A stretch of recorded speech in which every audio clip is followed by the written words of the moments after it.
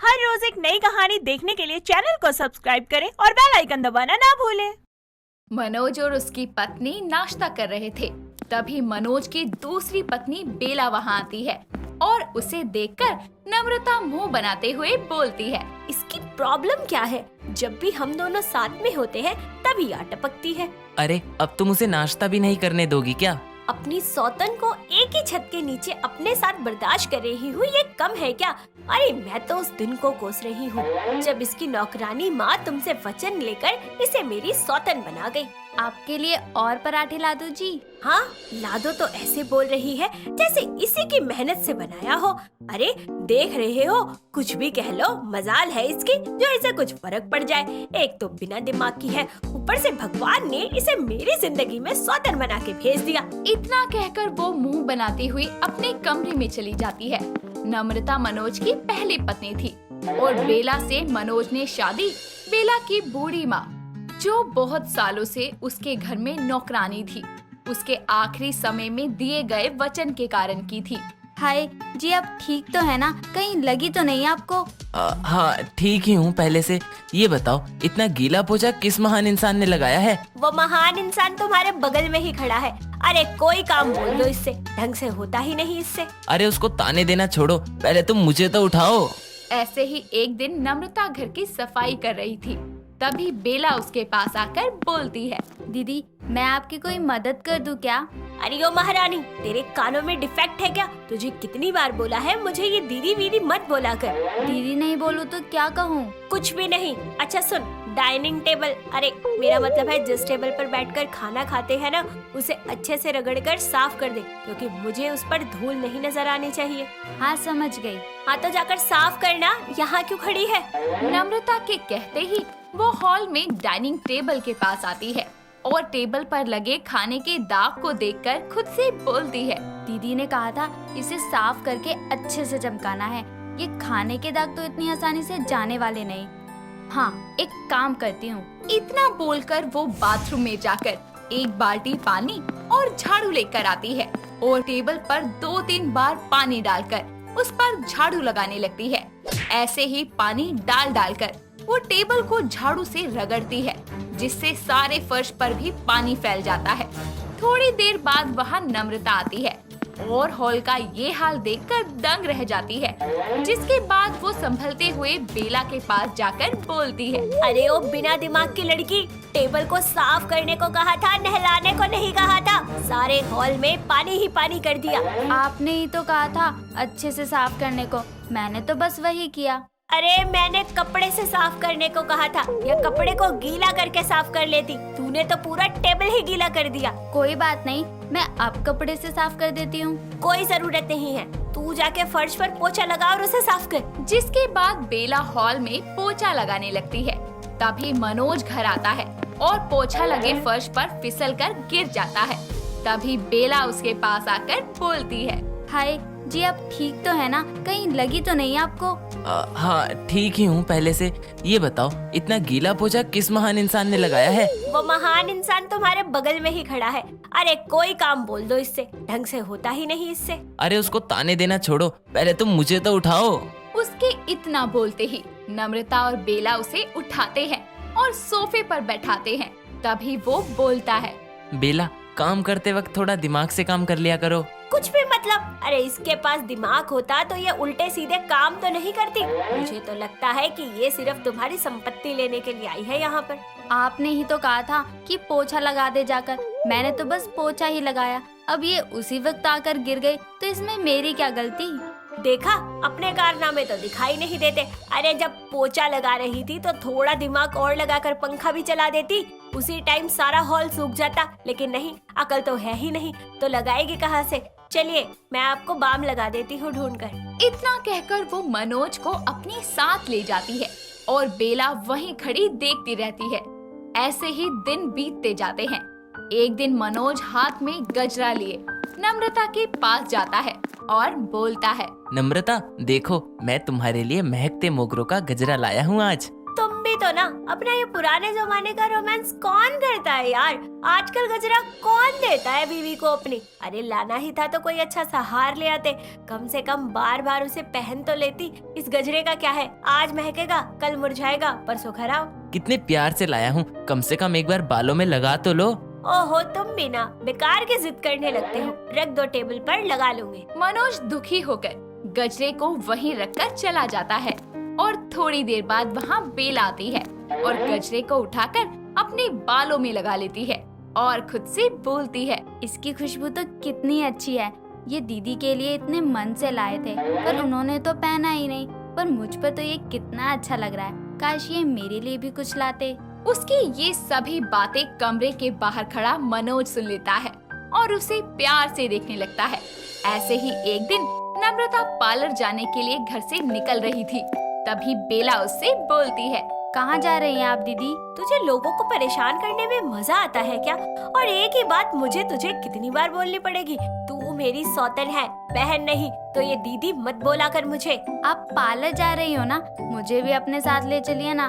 मैं कभी पार्लर नहीं गई। माँ कहती है वहाँ लोग सजने संवरने जाते हैं। अपनी माँ की बात तो तू ना ही करे तो अच्छा है।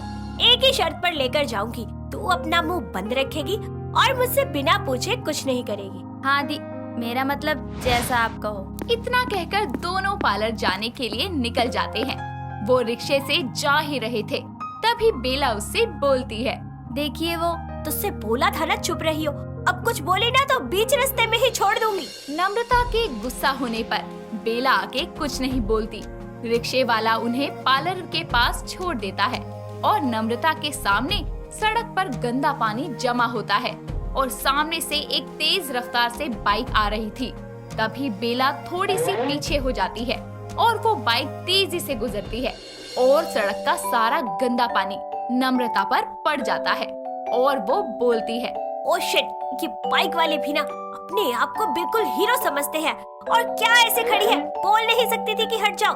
आपने ही तो कुछ भी बोलने से मना किया था, तो मैं क्या करती? सच में बिना दिमाग की इंसान है तू, चल यहाँ से। जिसके बाद वो दोनों घर आ जाती हैं, जहाँ मनोज पहले ही घर आया हुआ था और उसके हाथ में चोट लगी थी। नम्रता की ऐसी हालत देखकर वो बोलता है, ये क्या हुआ नम्रता, तुम्हारे कपड़े इतने गंदे कैसे हो गए? मैं अभी कुछ भी कहने के मूड में नहीं हूँ। अरे सुनो तो सही, वो मेरे हाथ में। वो उसकी बातें सुने बिना ही वहाँ से चली जाती है और मनोज के हाथ में चोट देखकर बेला डिटोल और पट्टी लेकर आती है। फिर उसकी ड्रेसिंग करने लगती है। तभी मनोज बोलता है, तुम्हें तो ड्रेसिंग करनी आती है? हाँ, क्योंकि मैंने ये टीवी पर देखा था इसलिए, और आते ही मैंने आपकी चोट देख ली थी। तुमने खुद ही मेरी चोट देख ली और नम्रता को मैं इस बारे में बताना चाहता था पर उसने सुना ही नहीं। कभी कभी लगता है उसको मेरी कोई परवाह ही नहीं है। ऐसा नहीं है, वो उन पर एक बाइक वाले के कारण गंदा पानी पड़ गया ना, इसलिए उन्हें बहुत गुस्सा आ गया। ऐसे ही वो दोनों बातें करते रहते हैं। अगले दिन बेला टेबल पर नाश्ता लगा रही थी। तभी दोनों आते हैं और बेला उन्हें नाश्ता परोसने लगती है। तभी मनोज बोलता है, बेला, हम 3 जने ही तो हैं, खुद अपना खाना ले लेंगे, तुम बैठो और नाश्ता करो। ये देखकर नम्रता को बिल्कुल अच्छा नहीं लगता और वो बोलती है, क्या बात है, आज तुम्हें बिना दिमाग वाली सौतन की बड़ी फिक्र हो रही है। जब उसे मेरी फिक्र है तो मैं भी उसकी फिक्र करूंगा ना। आपको हो क्या गया है, ये मेरी सौतन है, भूल गए क्या आप? ये बात तुम मुझे कभी भूलने ही नहीं देती। भले ही तुम इसे बिना दिमाग वाली कहो, पर कम से कम ये मुझे समझती तो है। तुम तो मेरे लाए तोहफे की भी कदर नहीं करती। तुमने एक बार भी पूछा कि मेरे हाथ पर ये पट्टी क्यों बंधी है? नहीं, क्योंकि तुम्हें मेरी फिक्र ही नहीं है। आपको नहीं लगता आप कुछ ज्यादा ही बोल रहे हैं? अगर ऐसी ही बात है ना तो ठीक है, आप रहिए इस कम दिमाग वाली के साथ, क्योंकि वैसे भी मैं अब अपनी सौतन के साथ और नहीं रह सकती। इतना बोलकर वो तुरंत ही उस घर से निकल जाती है और मनोज बेला के साथ अपनी जिंदगी की नई शुरुआत करता है। राधिका एक बहुत ही सुंदर और आजकल की पढ़ी लिखी मॉडर्न लड़की थी, जिसे घर के कामों के साथ साथ बाहर के कामों को हैंडल करना भी बखूबी आता था। वो एक ओपन माइंडेड लड़की थी। उसके परिवार में उसकी माँ तन्नू और पिता मानव रहते थे। राधिका एक एयर होस्टेस का कोर्स कर रही थी और उसका ये कोर्स 1 महीने में खत्म होने ही वाला था। ऐसे ऐसे ही एक दिन वो अपने इंस्टीट्यूट से थक हार कर घर आई। तभी उसकी मम्मी कहती है, आ गई मेरी बच्ची, ये ले पानी पी। हाँ माँ। अच्छा ठीक है, अब तू जाके फ्रेश हो जा और गर्मा गर्म खाना खा ले आके। अरे हाँ माँ। राधिका अपने रूम में जाती है और फ्रेश होकर फिर खाना खाने आती है। दोनों माँ बेटी खाना खाते हुए बातें करती हैं। अच्छा तो ये बता कि तेरा ये कोर्स कब तक होगा? होने वाला है बस, उसके बाद तो मैं एयर होस्टेस बन जाऊंगी और फिर आप लोगों को भी एरोप्लेन की सैर करवाऊंगी। अच्छा है, लेकिन तू ये काम करेगी तो घर पर कब तक आया करेगी? अरे माँ, आ जाया करूंगी कभी कभी जब फ्लाइट्स नहीं होंगी, और वैसे भी अभी थोड़ी जा रही हूँ मैं, तो अभी फिलहाल चिल करो और खाना खाओ। अरे ये क्या एकदम से मेरे मुंह में ठूस दिया तूने? खा लो, फिर मैं बाद में नहीं खाऊंगी। अच्छा एक काम कर दे, वो मैंने ना ज्वेलर को ना एक नेकलेस दिया था ठीक करवाने के लिए, तो तू वो जाकर ले आ। ओके माँ, ले आऊंगी। राधिका अपनी माँ का हार लेने ज्वेलर के पास जाती है।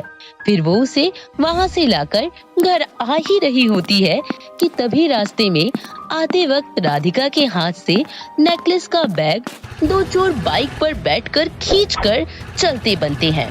राधिका रोकते हुए उनके पीछे भागती है कि तभी प्रेम नाम के एक लड़के की नजर उस बाइकर्स पर जाती है और डंडा उठाकर वो उसकी बाइक के पहियों के बीच में डालता है, जिससे दोनों चोर गिर जाते हैं और प्रेम उनकी बहुत धुलाई करता है और राधिका का नेकलेस और बैग लाकर उसे वापस कर देता है।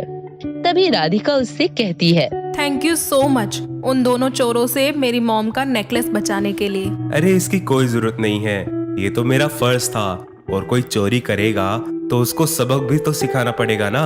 जी बिल्कुल। वैसे आपका नाम क्या है? My name is love. ये कैसा नाम है?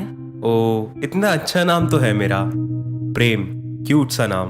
ओह, तो ऐसे बोलो ना पागल। And my name is Radhika. Wow, हम दोनों के नाम साथ में काफी अच्छे लगते हैं, राधिका विद प्रेम। आप थोड़े मेंटल हैं क्या? फर्स्ट मीटिंग में ही फ्लर्ट कर रहे हैं? जब मौका मिले तब करना चाहिए, क्या पता लाइफ में कोई लव ट्रेजेडी हो जाए। कुछ भी, वैसे अब मुझे चलना चाहिए। ऐसे कैसे? आपका सामान बचाया है, छोटी सी ट्रीट तो दे सकती हो ना। वो क्या है ना, भूख भी बहुत लग रही है। ओहो, चलो फिर। दोनों पास के एक पिज्जा हाउस में पहुंचती हैं और राधिका 2 पिज्जा और कोक ऑर्डर करती है और फिर साथ में दोनों खाने लगते हैं। तभी प्रेम कहता है, वैसे आप क्या कर रही हैं फिलहाल? मैं एयर होस्टेस की पढ़ाई कर रही हूँ और नेक्स्ट मंथ से ही मैं फ्लाइट्स अटेंड किया करूँगी। और वैसे भी अब आपको मेरा नंबर चाहिए होगा, तो एक काम करो, पहले ही ले लो। अरे वाह यार, तुम तो मुझसे भी तेज हो। तुम्हारी बातों से एक बारी में ही पहचान लिया, तो अब मैं घर जाऊँ, ट्रीट तो तुम्हारी हो गई। हाँ जी, thank you and nice to meet you. Radhika अपने घर पहुंचकर वो नेकलेस अपनी मम्मी को देती है। अगले दिन प्रेम उसे कॉल करता है। हेलो, कौन?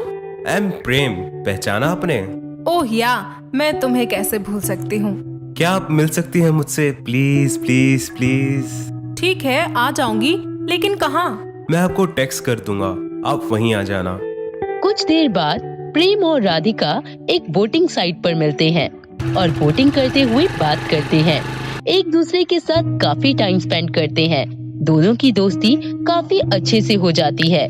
दोनों को एक दूसरे की बहुत आदत हो गई थी और एक दिन प्रेम उसे सरप्राइज देने के लिए रोमांटिक सी जगह पर ले आता है और अपनी बाहों में लेकर वहाँ से उस रूम तक ले जाता है और घुटनों पर बैठकर उसे प्रपोज कर देता है। ये देखकर राधिका बहुत खुश हो जाती है और उसके प्रपोज को हाँ करके उसे गले लगा लेती है और वक्त बीतता है। दोनों शादी करने का फैसला करते हैं, लेकिन इसी दौरान राधिका की एयर होस्टेस की जॉब लग गई थी और वो बैग लेकर जाने लगती है। तभी प्रेम उससे शादी करने को कहता है। प्रेम, हम अभी शादी कैसे कर सकते हैं? तुम अच्छे से जानते हो कि मैंने यहाँ तक पहुँचने के लिए कितनी मेहनत की है। हाँ राधिका, मैं जानता हूँ, पर तुम्हारे बिना कैसे रहूँगा अब मैं? मेरे दिल को तेरे दिल की जरूरत है। प्रेम, मैं भी तुम्हारे बिना नहीं रह सकती, लेकिन तुम ये समझ लो कि ये हमारा कोई लव टेस्ट है जिसमें हमें दूर होकर भी साथ रहना होगा, हमेशा एक दूसरे के दिल में। हम दोनों उस टेस्ट में जरूर पास होंगे, और बहुत जल्द शादी भी करेंगे। I love you Prem. I love you too Radhika. इतना कहकर वो एयरपोर्ट पर चली जाती है और अब वो फ्लाइट अटेंडेंट का काम करने लगती है। धीरे धीरे उसकी काबिलियत को देखकर उसे इंटरनेशनल फ्लाइट में भी काम करने को मिल जाता है, जिस वजह से अब वो हफ्ते भर कभी थाईलैंड, कभी श्रीलंका, कभी बैंकॉक के ट्रिप पर फ्लाइट अटेंड किया करती थी। साथ ही दोनों एक दूसरे को बहुत मिस करते थे। टाइम मिलता था तो प्रेम और राधिका लैपटॉप पर वीडियो कॉल कर लिया करते थे। 5-6 महीने गुजर जाते हैं। प्रेम बिल्कुल अधूरा हो गया था। फाइनली राधिका को कुछ हफ्तों के लिए हॉलिडे मिलता है और वो वापस इंडिया आ जाती है और एयरपोर्ट पर सामने वो प्रेम को देखती है और उसे जोर से आकर गले लगाती है। दोनों बहुत रो रहे होते हैं। घर जाकर दोनों एक दूसरे के घर वालों को अपने रिलेशन के बारे में बता देते हैं। 2 दिन में ही दोनों की शादी बड़े ही धूमधाम से हो जाती है। अगले दिन उसकी सास हेमा उससे कहती है, अरे बहू, मीठे में क्या बनाया है तुमने पहली रसोई में? हाँ माँ जी, मैंने रसमलाई और गाजर का हलवा बनाया है। ये लीजिए, खाकर तो देखिए। प्रेम को भी बुला ले बेटा। ठीक है माँ जी, आप जरा खाइए, मैं अभी उन्हें बुला कर लाती हूँ। राधिका उसे रूम में जैसे ही बुलाने जाती है, वो उसे अपनी बाहों में उठा लेता है और कहता है, आ गई ना मेरी जान पकड़ में। अरे यार, क्या कर रहे हो? माँ जी आ जाएंगी, चलो छोड़ो मुझे। पहले अपने प्रेम को और प्रेम दो। जल्दी से नीचे आ जाओ, मैंने रसमलाई बनाई है तुम्हारे लिए, आकर खाओ। तुम ही मेरी मीठी मीठी रसमलाई हो, तुम्हें ही खाऊंगा। प्रेम, तुम पागल हो गए हो, जाने दो ना मुझे। नो। ठीक है, देती हूँ, रुको। दोनों किस करने के बाद नीचे आकर खाना खाते हैं और कुछ दिन वो अपने ससुराल में बिता लेती है और फिर उसे फ्लाइट्स अटेंड करने की नोटिफिकेशन आने लगती है। ऐसे ही एक दिन वो अपनी सास के पैरों के पास बैठकर कहती है, माँ जी, आपको कोई प्रॉब्लम तो नहीं है ना अगर मैं ये जॉब करूँ तो? नहीं बहू, मुझे कोई आपत्ति नहीं है। अब जमाना बदल रहा है, इसलिए सबको अपनी सोच बदलनी चाहिए। बस तू घर पर बीच बीच में आती रही हो। अभी तेरा नया नया काम है, इसीलिए कोई बात नहीं। थैंक यू सो मच माँ जी, आपने मेरे ऊपर से एक बहुत ही बड़ा बोझ उतार दिया है। सभी सासू माओं को आपकी तरह ही होना चाहिए, जो अपनी बहू को अपनी बेटी की तरह समझे, उनके सपनों को कभी मरने ना दे, बल्कि उनका साथ दे। अच्छा, अब रो मत फूलमती, ये बता फ्लाइट कब की है? माँ जी, कल ही जाना है मुझे। ठीक है बेटा। वक्त बीतता है। 7-8 महीने तक वो ऐसे ही यही सब करती है।